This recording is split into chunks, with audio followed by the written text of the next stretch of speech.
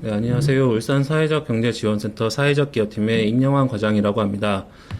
오늘 2020년 하반기 사회적기업 사업보고서 설명회를 온라인으로 진행하게 돼서 이렇게 영상으로 인사드리게 됐습니다.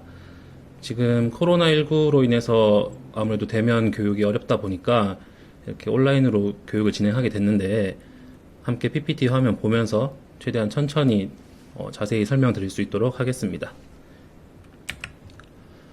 네, 우선 사회적 기업 사업보고서 개요입니다. 사업보고서는 사회적 기업이 이제 사회적 기업으로서 잘 운영되고 있는지를 말 그대로 보고하는 거고요. 매년 4월 말, 10월 말까지 1년에 총 2번 제출하게 되어 있습니다. 그래서 올해 상반기에 이제 사업보고서를 한번 제출하셨고, 이번에 이제 두 번째 제출하는 사업보고서라고 보시면 됩니다.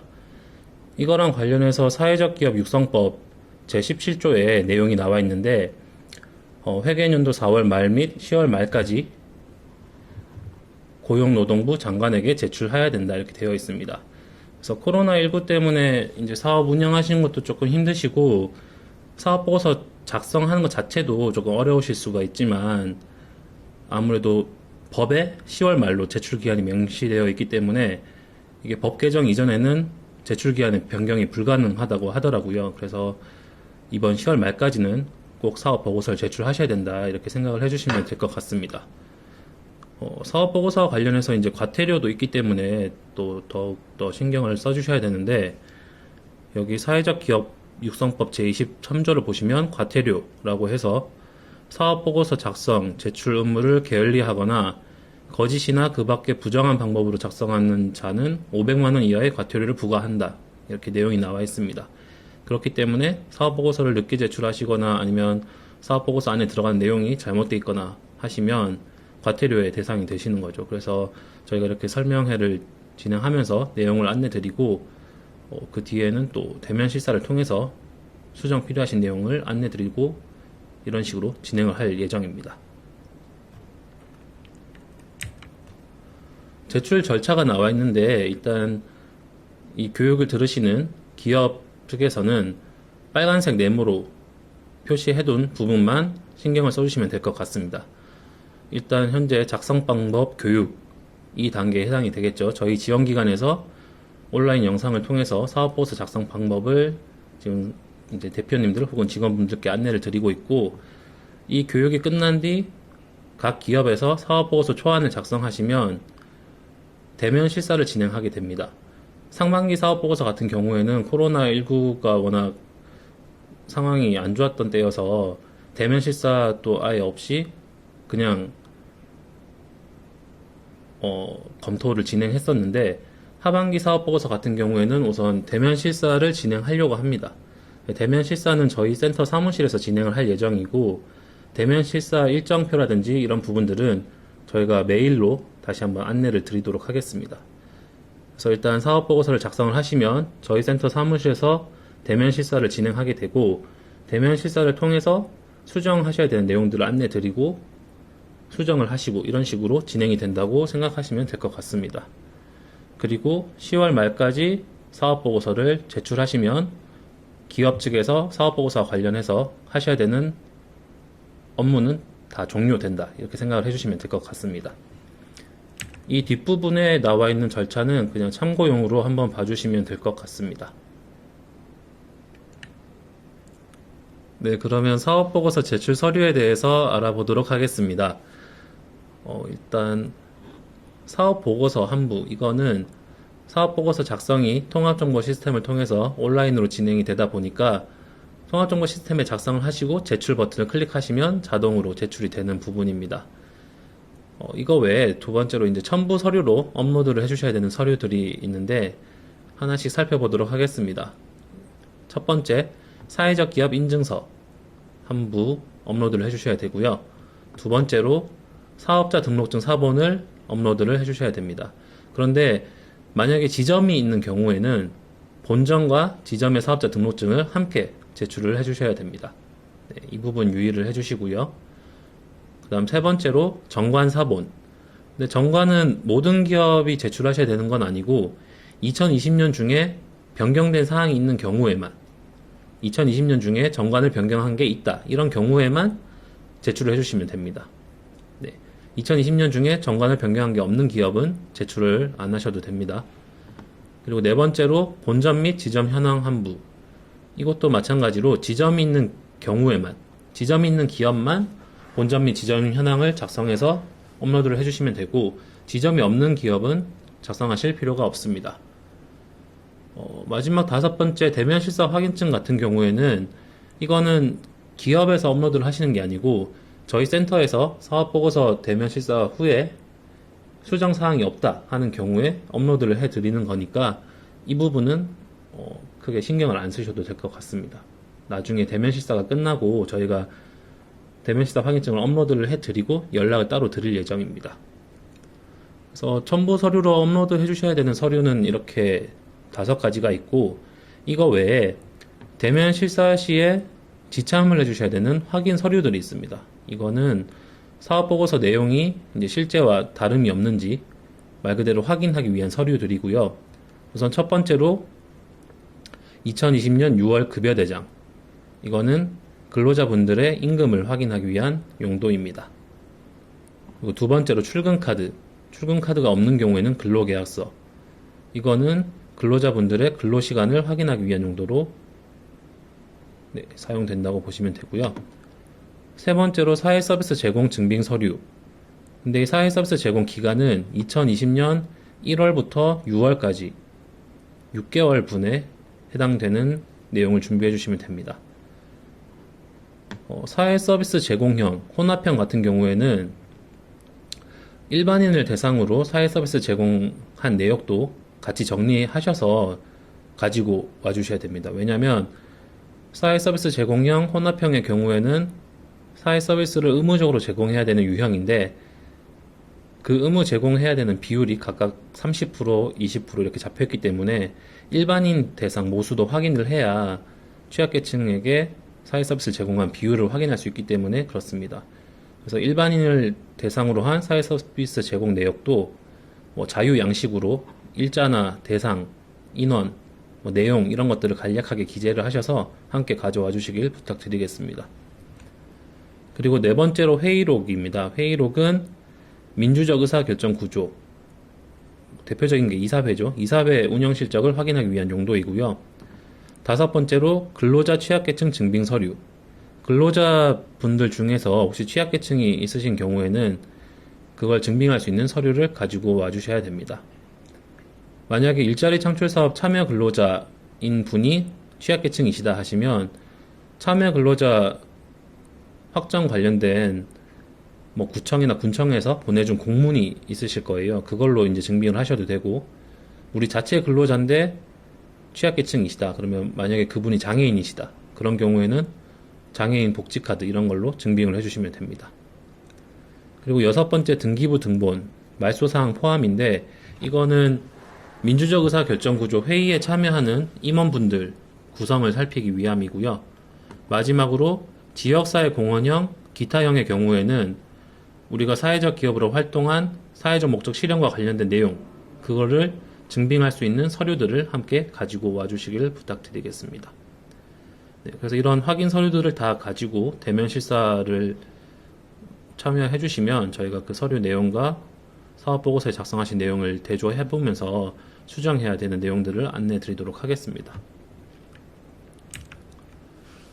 네, 사업보고서 작성한 후 화면입니다. 통합정보 시스템 많이 들어가 보셔서 잘 아실 텐데, 통합정보 시스템에 들어가셔서 여기 사업보고서 경영공시 탭을 누르신 다음 사업보고서 등록 조회, 괄호하고 인증 되어 있는 부분에 들어가셔서 사업보고서를 작성하시면 됩니다.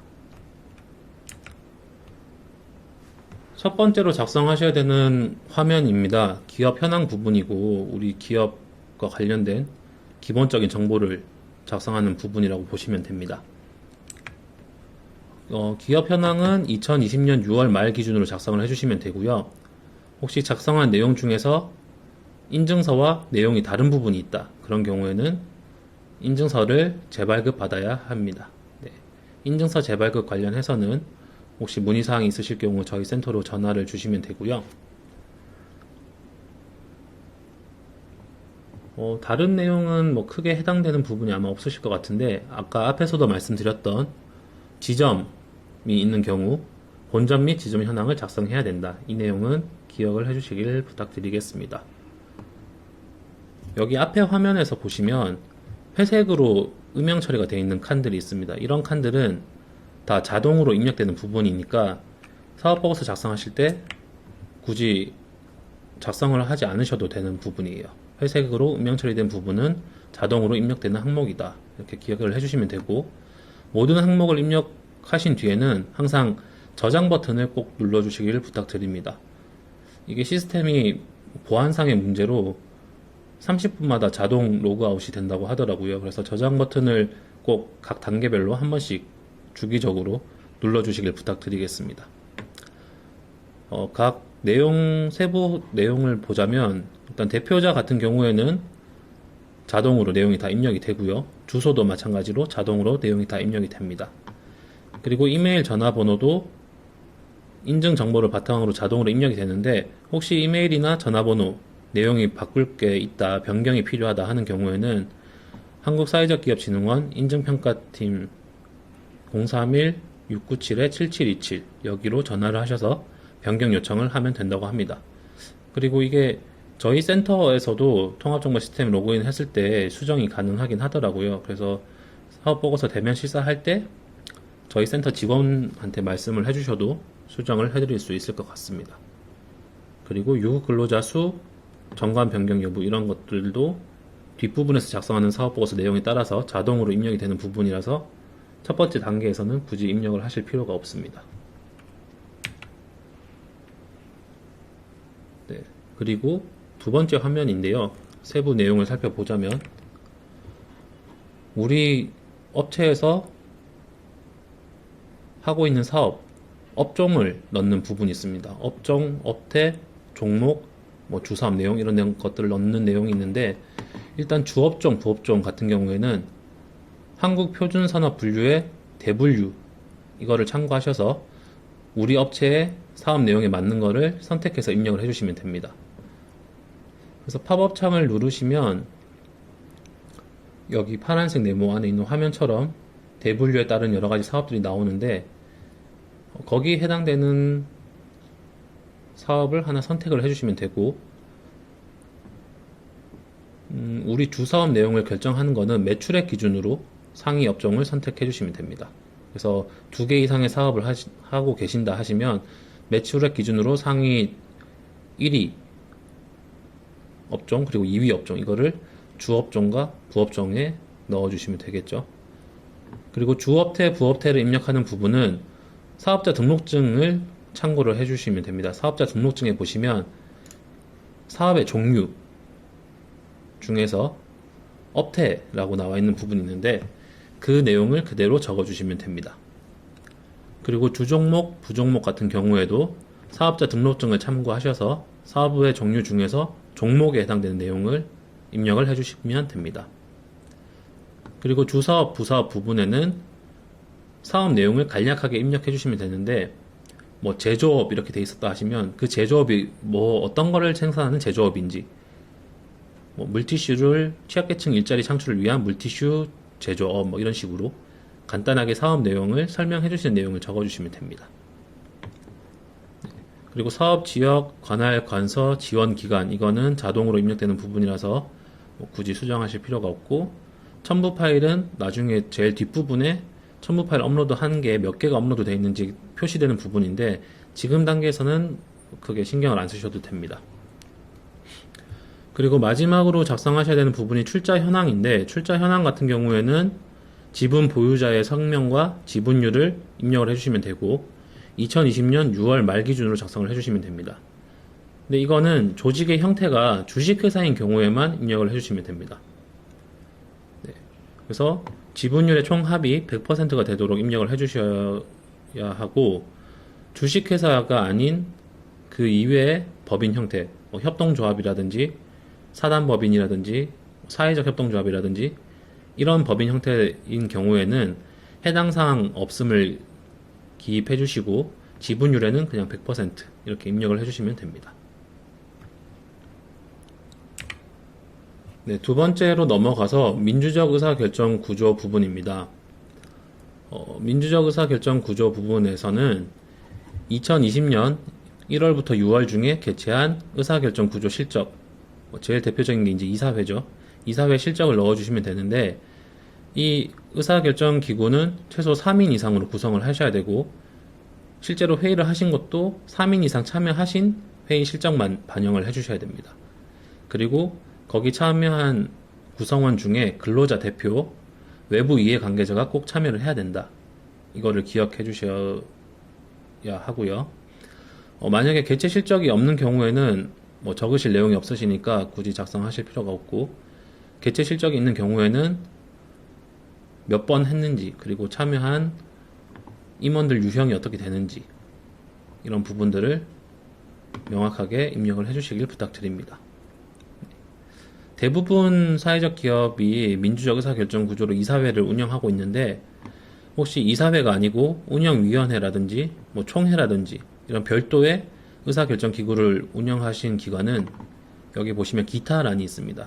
여기 기타란에다가 뭐 운영위원회라든지 아니면 총회라든지 내용을 적어주시고 몇 명이 참여했는지를 적어주시면 됩니다. 여기 보시면 임원이 몇 명 참여했는지를 적는 부분은 연 인원으로 적게 되어 있습니다. 연 인원을 이제 계산하는 거를 조금 어려워하시는 분들이 계신데, 여기 예시를 보시면 우리 사내 임원, 그 다음에 근로자 대표, 그리고 수혜자인 외부 이해관계자, 이렇게 임원들이 있었다고 했을 때 1월 2일에 각 한 명씩 참여를 했고, 5월 3일에 사내 임원 2명, 근로자 대표 1명, 수혜자 2명, 그리고 6월 11일에 사내 임원 2명, 근로자 대표 1명, 수혜자 1명, 이런 식으로 참여를 했다고 하는 경우 연 인원은 각 이사회에 참여한 유형별 인원을 다 합쳐주시면 됩니다. 그래서 사내 임원은 1명, 2명, 2명 다 합쳐서 총 5명, 근로자 대표는 1명, 1명, 1명 총 합쳐서 3명, 그리고 수혜자, 외부 이해 관계자는 1명, 2명, 1명 총 다 합쳐서 4명, 이렇게 여기 칸에다가 입력을 해주시면 됩니다. 그래서 이런 식으로 작성을 해주시면 되고, 제일 마지막 칸에는 이사회를 개최한 횟수가 몇 회인지 그 부분을 적어주시면 됩니다. 네, 그리고 세 번째로 고용 부분입니다. 유급근로자 관련해서 내용을 작성하는 부분인데, 고용과 관련해서는 작성하실 수 있는 방법이 총 2가지 방법이 있습니다. 유급근로자 명부 엑셀 파일을 다운받으셔서 엑셀 파일의 내용을 다 입력하신 후에 엑셀 파일 자체를 업로드를 하시는 방법이 있고, 아니면 시스템 상에 근로자 관련된 정보를 하나하나 직접 입력하시는 방법이 있습니다. 제가 봤을 때는 일단 근로자 분이 한 20명 내외 정도인 경우에는 시스템에 직접 입력하시는 게 더 편하세요. 한 명씩 추가하시는 게. 근데 뭐 간병 사업을 하신다든지 이런 사회적 기업 같은 경우에는 근로자분들이 엄청 많으신 경우가 있는데, 그런 경우에는 엑셀 파일로 작업을 하시는 게 편하십니다. 그래서 설명을 드릴 때는 일단 엑셀 파일로 작업을 하는 게 조금 더 복잡하기 때문에 엑셀 파일에서 작업하는 내용을 먼저 설명을 드리고, 그 뒷부분에 시스템에 직접 작성하는 방법을 설명드리도록 하겠습니다. 우선 유급근로자 관련해서 유급근로자 판별하는 기준은 고용 형태랑 상관없이 고용보험에 가입되어 있는 경우에는 다 유급근로자로 인정이 됩니다. 그래서 상시 근로자뿐만 아니라 기간제 근로자, 단시간 근로자 등 고용보험에 가입되어 있는 근로자는 다 유급근로자에 포함이 된다. 이 내용을 기억해 주시고요. 근데 여기 빨간색으로 적어놓은 내용을 함께 보시면 대표자, 대표자의 배우자, 임원, 대표자 및 배우자의 직계 좀비속, 이런 분들은 유급근로자에 포함이 안 됩니다. 그래서 이런 분들은 유급근로자 명부 및 근로자 수 산정에서 꼭 제외를 해주셔야 된다는 거 명심해 주시고요. 근데 임원인데 근로자 대표여서 임원으로 올라가 있는 분, 이분은 근로자로 인정이 됩니다. 그래서 유급근로자 관련해서 사업보고서를 작성하는 기준은 2020년 6월 말 기준, 2020년 6월 말 기준으로 우리 회사에 고용보험이 가입되어 있었던 근로자들이 모두 해당이 된다. 이렇게 생각을 해주시면 되고, 만약에 지점이 있다, 지점이나 지부 또는 지회가 있다, 이런 경우에는 지점에서 근로하고 있는 근로자분들도 모두 다 포함해서 작성을 해주셔야 된다는 거 기억을 해주시면 될 것 같습니다. 그래서 유급근로자 명부 작성, 이 버튼을 클릭하시면 왼쪽에 보시는 팝업 창이 뜨게 됩니다. 여기서 엑셀 양식 다운로드 버튼을 누르시면 유급근로자 명부 엑셀 양식을 받으실 수 있게 되고, 그 엑셀 양식을 받으셔서 열어보시면 여기 화면 하단에 보이는 내용들이 나타나게 됩니다. 유급근로자 명부는 반드시 시스템에서 다운로드 받은 양식으로 작성을 하셔야 됩니다. 우리가 기존에 업체에서 관리하고 있던 엑셀 양식이 따로 있다, 그래서 그거에 작성해서 올리겠다 하시면 그게 시스템에서 인식이 안 됩니다. 그래서 꼭 시스템에서 다운받은 양식을 바탕으로 해서 작성을 하셔야 되고, 그 안에 편집을 가한다든지 뭐 탭을 수정한다든지 이런 식으로 변경을 하게 되시면 또 이게 인식이 안 될 수 있어요. 그래서 꼭 시스템에서 받은 양식에다가 안에 내용만 입력을 하시고 저장을 하시고 업로드를 해주신다, 이렇게 생각을 하시면 될 것 같습니다. 일단 생년월일 부분에서는 근로자의 주민등록상 생년월일을 8자리로 1988년 2월 7일생이다 하면 1988-0207 이렇게 입력을 해주시면 되겠죠. 네. 그리고 성별 같은 경우에 남성은 1250010, 여성은 1250020 이렇게 입력을 해주시면 됩니다. 그러니까 이게 엑셀로 작업하시는 게 조금 번거로우신 이유가, 성별 부분에 그냥 남, 여 이렇게 한글로 치시면 안 되고 다 코드로, 숫자로 되어 있는 코드로 입력을 하셔야 돼서 조금 번거로우시거든요. 그래서 진짜 근로자가 많아서 엑셀로 하는 게 더 편하신 경우에만 엑셀로 하시는 걸 추천드립니다. 네. 그런 게 아니라면 근로자가 한 20명 내외다 하시면 시스템에서 직접 하나하나 입력하시는 게 훨씬 더 편하실 겁니다. 네. 그리고 근로자분들 중에서 혹시 취약계층인 분들, 취약계층 유형에 따라서 코드를 입력하시면 되는데, 취약계층 유형에 따른 코드 번호는 여기 나와 있는 각 유형과 각 유형에 따른 코드 번호들을 참고하셔서 작성을 해주시면 될 것 같습니다. 여기서 유의해 주셔야 될 게 고령자인데, 이제 고령자는 시간이 지나가면서 고령자가 아니었던 분이 고령자에 해당되는 경우가 생기잖아요. 그래서 사업보고서를 작성하는 2020년 6월 30일 기준으로 우리 근로자분들 중에서 고령자가 있냐 없냐 이걸 확인하기 위해서는 우리 근로자분이 65년 6월 30일 이전 출생이신지를 한번 확인해 보실 필요가 있습니다. 만약에 근로자분이 65년 6월 30일 이전에 태어나셨다 하시면 이제 2020년 6월 30일 기준으로 고령자가 되셔서 취약계층에 해당이 되시거든요. 네, 그래서 이거는 근로자분들 생년월일을 다시 한번 확인을 해보시면 좋을 것 같습니다. 그래서 각 취약계층 유형별로 거기에 해당되는 코드 번호를 입력하시면 되고, 취약계층이 아닌 근로자인 경우에는 일반인 코드에 해당하는 1580140으로 기입을 하시면 됩니다. 그리고 가끔 가다가 취약계층 유형이 중복이신 근로자분들이 있으실 거예요.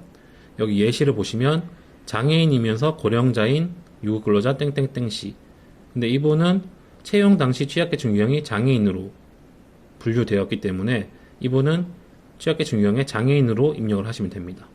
그래서 취약계층 유형이 중복이다, 이런 경우에는 채용 당시에 분류했던 유형 중에 한 가지만 기입을 한다, 이렇게 기억을 해주시면 될 것 같습니다. 네. 입사일은 생년월일과 마찬가지로 8자리로 입력을 해주시면 되고, 월 평균 임금, 여기서는 2020년 6월 급여대장을 참고하셔서 새해 전 총 급여를 입력해 주시면 됩니다. 기본급, 각종 수당, 상여금을 모두 포함해서 입력을 해주시면 되고, 연장이나 야간 수당, 이런 가산 수당은 제외를 해주셔야 됩니다. 네. 그리고 사업보고서 관련해서 금액을 입력하는 부분은 모든 게 다 1,000원 단위이기 때문에 1,000원 단위 미만은 버린다, 절사한다, 이렇게 생각을 해주시면 됩니다. 17,900원이다 이러면 1,000원 단위 미만인 900원은 버리고 17,000원, 근데 1,000원 단위 미만은 입력을 안 하니까 17 이렇게 적어주시면 되는 거죠. 네. 가끔 가다가 1,000원 단위 절사는 안 하시고 뭐 월급을 180만원 줬다 해서 180 그대로 적어주시는 경우가 있는데, 그렇게 되면 1,000원 단위 절사를 안 하게 되면 막 월급이 억이 되는 경우가 생기거든요. 그래서 꼭 1,000원 단위 밑으로는 버리고 그 위에 숫자만 적어주시는 걸 명심해 주시길 바랍니다. 혹시 근로자분들 중에서 6월에 중도 입사를 했다든지 뭐 휴직 병가 등으로 인해서 6월 임금이 평상시보다 좀 적게 지급된 근로자 분이 있다 하시면, 그런 분들 같은 경우에는 6월 급여 대장이 아닌 근로계약서상 월 급여로 주기로 한 금액, 그 금액을 입력해 주시면 됩니다. 네, 그리고 근무 시간은 주 단위 근로시간, 뭐 주 40시간인지 주 30시간인지 이거를 넣어 주시면 되고, 출근 카드를 통해서 확인 가능한 내용을 넣어 주시면 되고, 출근 카드가 없다 하시면 근로계약서에 적혀 있는 내용을 통해서 확인 가능한 근로시간을 넣어 주시면 됩니다. 이것도 마찬가지로 뭐 중도 입사라든지 중도 퇴사라든지 이런 상황으로 인해서 6월 근로시간이 평상시보다 적은 근로자인 경우에는 그런 실제로 근무한 시간이 아닌 근로계약서상 제공하기로 한 근로시간을 적어주시면 됩니다. 네, 고용 형태는 정규직, 비정규직 이렇게 나뉘는데, 정규직 같은 경우에는 근로계약 기간에 정함이 없는 경우죠. 그리고 비정규직은 근로계약 기간이 언제부터 언제까지 이렇게 딱 정해져 있는 경우, 네, 이걸 나눠서 이제 입력을 해주시면 되고, 정규직은 그에 따른 코드 숫자를 넣어주시면 되고, 비정규직은 또 그에 따른 코드 숫자를 입력해 주시면 됩니다. 그리고 근로자분들 중에서 우리가 일자리 창출 사업이라든지 전문 인력 지원을 받고 있는 근로자분은 일자리 창출 사업, 전문 인력 지원 사업 해당된다, 이거를 지원받고 있다, 이거를 코드를 입력해 주시면 되고, 그게 아니고 우리 자체 근로자다 하는 경우에는 해당 없음 코드 번호를 입력해 주시면 됩니다. 그리고 사회적 기여가 관련된 지원은 아니지만 기타 다른 정부 지원을 받고 있는 게 있다 하시는 경우에는 기타 정부 지원 여부에 해당으로 표시를 해주시면 되고, 그런 거 없다 하시면 해당 없음으로 해주시면 됩니다. 네, 그리고 직종 및 코드인데, 직종 및 코드는 여기 왼쪽에 나와 있는 표를 보시면 직종 구분이 나와 있고 그 직종에 대한 설명들이 간단하게 나와 있습니다. 그래서 근로자분들이 담당하시는 업무별로 구분을 해서 직종 및 코드를 넣어주시면 되고, 아까 말씀드린 것처럼 엑셀 양식과 관련해서는 뭐 다른 거를 편집을 하시면 안 돼요. 편집을 하시면 엑셀에 이제 다 입력을 하고 시스템에 업로드를 했을 때 업로드 자체가 안 된다든지, 업로드를 했는데도 시스템에 반영이 안 된다든지 하는 문제가 생길 수 있기 때문에 뭐 시트명이라든지 아니면 뭐 칸 너비라든지 이런 부분들은 편집을 하시면 안 된다. 이걸 다시 한번 기억해 주시고요. 작성을 완료한 엑셀 파일은 기업명으로 저장을 해주시면 됩니다. 저희 센터를 예시로 들자면 울산 사회적 경제지원센터, 그 다음에 엑셀 확장자 이렇게 저장을 해주시면 되겠죠. 그리고 다 저장이 된 후에는 엑셀 파일로 일괄 업로드 선택을 해주셔가지고 엑셀 명부 올리기 버튼을 클릭한 다음에 저장해 두었던 유급 근로자 명부 엑셀 파일을 시스템에 등록하시면 됩니다. 그래서 등록이 완료되면 화면에 유급 근로자 명부가 나타나게 되고, 이 상태에서 이제 저장을 누르시면 최종적으로 시스템에 다 반영이 돼서 저장이 된다, 이렇게 생각을 해주시면 될 것 같습니다. 그리고 이제 직접 입력하시는 방법인데, 직접 입력하시는 거는 이제 조금 더 직관적이어서 편하실 수가 있어요. 보시면 유급근로자 명부 작성하는 부분에서 등록 방법 선택 부분에 직접 입력 여기를 체크해 주시고, 여기 파란색 네모로 되어 있는 추가라고 적혀 있는 버튼을 클릭하시면 여기 아래 근로자 관련된 내용을 입력할 수 있는 칸이 하나가 생성됩니다.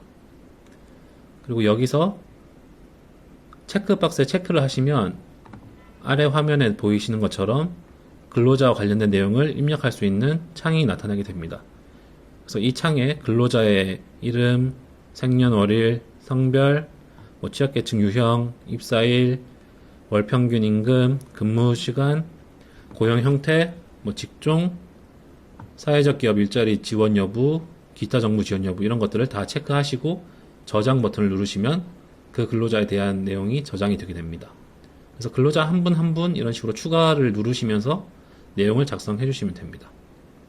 그래서 근로자가 그렇게 많지 않다 하신다면 이 방법으로 하시는 게 훨씬 더 편하실 거예요.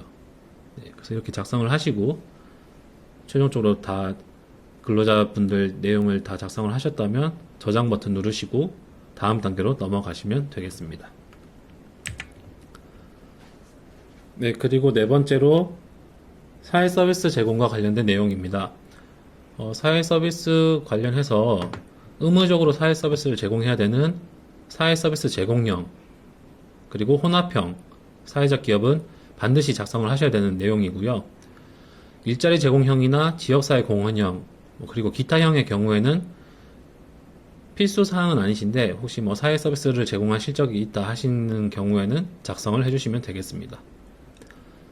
사회 서비스의 범위는 한국표준산업분류 중에서 여기 나와 있는 알파벳에 해당되는 사업일 경우에 사회 서비스에 해당이 되는데 그런 부분들은 더 잘 알고 계실 것 같아요. 이제 사회 서비스 관련된 사업을 하시는 분들은 우리가 이제 사회 서비스 관련된 기업이다 이렇게 다 인지를 하고 계실 테니까 그런 내용들을 반영을 해주시면 되고, 사회 서비스 업종 해당 여부 확인은 저희가 이메일로 사회 서비스 사업 보고서 작성 매뉴얼을 보내드릴 텐데 그 매뉴얼 49페이지 내용을 참고해 주시면 될 것 같습니다.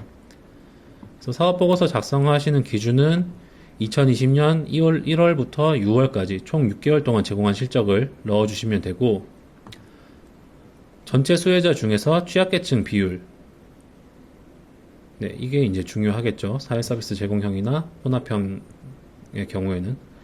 네, 그래서 이게 각각 30% 이상, 20% 이상이 되는지를 판단한다. 그리고 다른 유형들의 경우에는 그런 의무 제공해야 되는 퍼센트가 없기 때문에 그냥 제공한 실적이 있으면 제공한 실적만 그대로 넣어주시면 된다. 이렇게 생각을 해주시면 될 것 같습니다.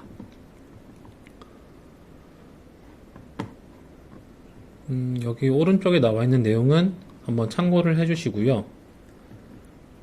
사회 서비스 제공형, 혼합형의 경우 아까 앞에서도 말씀을 드렸는데 취약계층 대상 사회 서비스를 제공한 비율을 확인해야 되기 때문에 일반인을 대상으로 한 사회 서비스 제공 내역도 필히 기입을 해주셔야 됩니다. 그래서 우리가 총 100명한테 사회 서비스를 제공했는데 100명 중에 취약계층이 30명이고 일반인이 70명이었다 이러면 일반인 대상 사회 서비스 제공한 내역도 시스템에 꼭 작성을 해주셔야 되고, 그 일반인 대상으로 사회 서비스 제공한 내역을 정리한 내용, 그것도 대면 실사 때 가지고 오셔서 이제 함께 확인을 받아 주셔야 됩니다. 네. 그래서 사회 서비스 제공과 관련해서 작성하는 시스템 화면이고요. 우선 제공 유형에는 교육이든지 보건이라든지 사회복지라든지 환경이라든지 우리 업체에서 제공한 사회 서비스 유형에 해당되는 유형에 체크를 해주시면 되고요. 사회 서비스 수혜 대상자, 여기에는 사회 서비스를 제공한 대상을 각종 취약계층 분들과 일반인 분들 구분을 해서 기입을 해주시면 됩니다. 사회 서비스 제공 내역 부분에는 이 부분에 이제 들어가는 부분인데, 우리가 어떤 서비스를 제공했는지, 만약에 간병 서비스 하면 간병 서비스 이렇게 적어주시면 되겠죠. 그리고 사회 서비스 제공 인원 부분인데, 인원은 월 기준으로 카운트를 한다고 생각해 주시면 됩니다. 동일인에게 지속적으로 사회 서비스를 제공한 경우 월 단위로 구분을 해서 인원수를 산정한다 이렇게 돼 있는데, 만약에 홍길동이라는 사람한테 우리 업체에서 6개월 동안 교육 서비스를 계속 제공했다. 그런 경우에는 1월에 한 명, 2월에 한 명, 3월에 한 명 이런 식으로 월별로 한 명으로 계산을 해서 총 6명한테 제공한 것으로 입력을 해주시면 된다는 거죠. 네. 그래서 사회 서비스 제공하신 실적은 꼭 인원수를 기준으로 입력을 해주셔야 하고요. 혹시나 우리가 사회 서비스를 제공한 게 불특정 다수를 대상으로 제공을 했다, 이런 경우에도 최대한 구체적인 산정 방법을 마련하셔서 어느 정도 납득이 가능한 구체적인 인원수를 산정해서 입력을 해주시길 부탁드립니다. 네, 이런 내용은 나중에 대면 실사 때 또 확인을 하면서 수정할 게 있다면 대면 실사하는 그 단계에서 수정을 할 수 있도록 하겠습니다. 그래서 사회 서비스와 관련된 모든 내용을 입력을 완료하신 뒤에 마찬가지로 화면 하단에 저장 버튼을 누르시고 다음으로 넘어가시면 됩니다. 다음 5번째는 지역사회공헌인데, 이거는 말 그대로 사회적 기업 중에서 지역사회 공헌형에 해당되는 사회적 기업만 작성을 하시는 부분이에요. 그래서 다른 유형의 사회적 기업 분들은 작성하실 필요가 없으시다. 지역사회 공헌형인 사회적 기업만 작성하시면 된다. 이렇게 기억을 해주시면 되고요. 이것도 마찬가지로 2020년 1월부터 6월까지 지역사회 공헌한 실적을 기입하시면 되는데, 여기 왼쪽에 보시면 지역사회 공헌한 내용 작성한 예시가 있습니다. 그래서 이 예시처럼 우리 업체가 지역사회에 공헌한 내용이 어떤 게 있는지 작성을 해주시면 되고, 여기 작성해주신 내용은 증빙 서류를 통해서 대면 실사 때 확인 가능한 내용들만 넣어주셔야 됩니다. 네.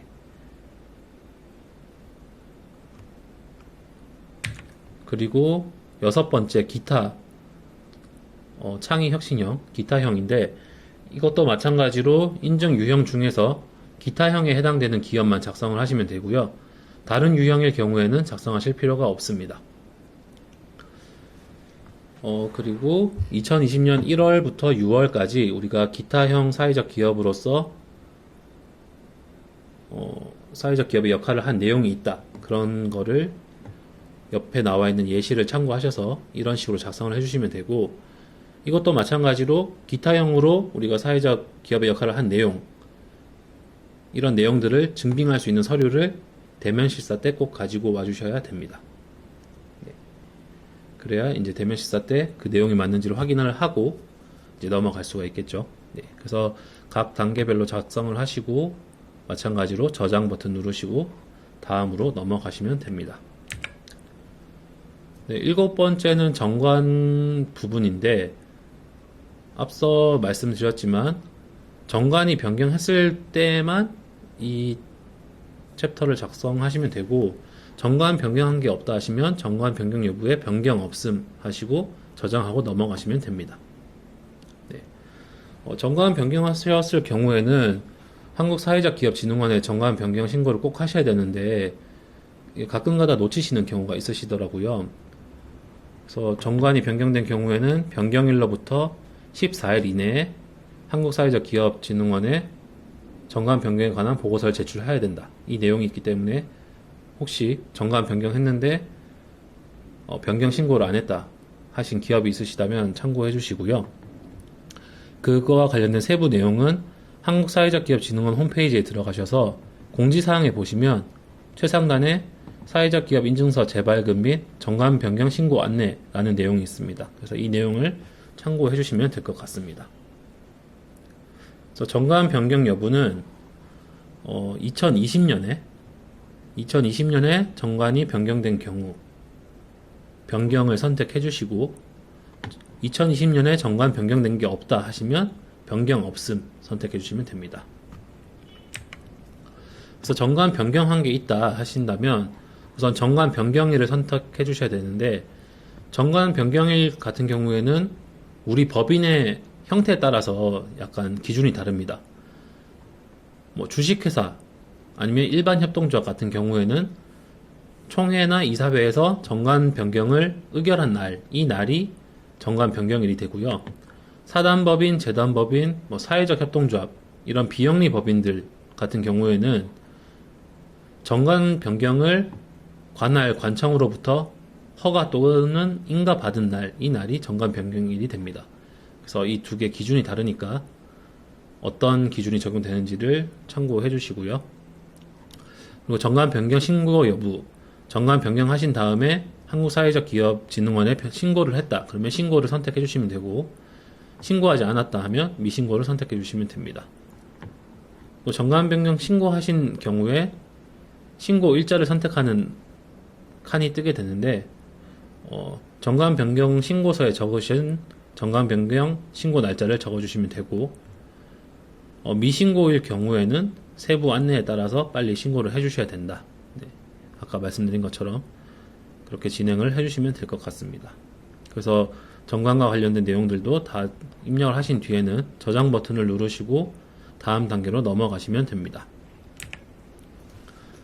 네, 마지막 단계인데요. 첨부 서류를 등록하는 단계입니다. 첨부 서류 등록하는 거를 화면을 보시면 여기 화면 중간 부분쯤 보시면 찾아보기, 초록색 찾아보기 버튼이 있습니다. 그래서 이거를 클릭하시면 파일 탐색기 화면이 뜨게 되고, 이제 업로드할 파일을 선택해서 등록을 하시면 되는데, 파일당 용량은 최대 10MB 이하가 되도록, 그리고 파일 형태는 자율입니다. PDF 형식도 되고, 한글 파일 형식도 되고요. 네.